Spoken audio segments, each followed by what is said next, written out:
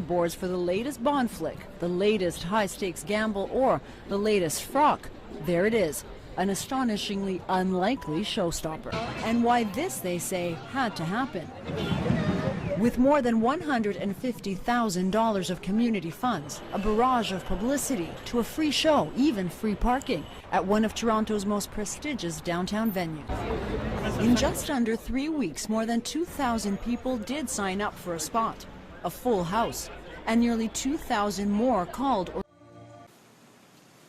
I ask you, if on that fateful day you were the leader of this community,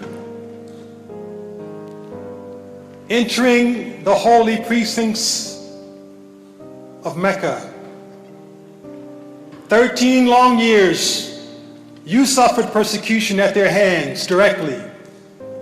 8 years they sent army after army upon you. And in this process, you watched your wife and your uncle starve to death in a valley.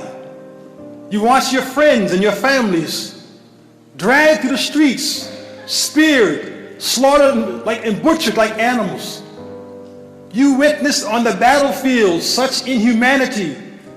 They did not just kill your people, they mutilated their dead bodies and chewed upon their livers and spat them back at you. They took your daughter and ends her chance to give a new life in a child.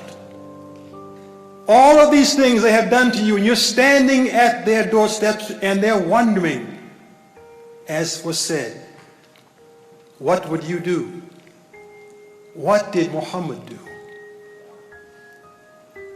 On that day, Muhammad turned to them, peace and blessing be upon him, and said, I will treat you as Joseph treated his brothers. Those brothers who had thrown him in the well to be eaten and devoured by wolves or rot to death in that hole.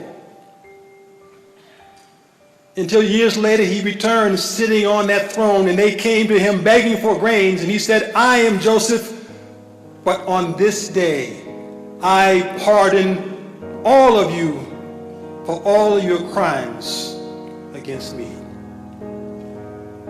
This is exactly what Muhammad did. And in the annals of history, no ruler or conqueror has ever shown such mercy and compassion for those who he conquers and returns a victor.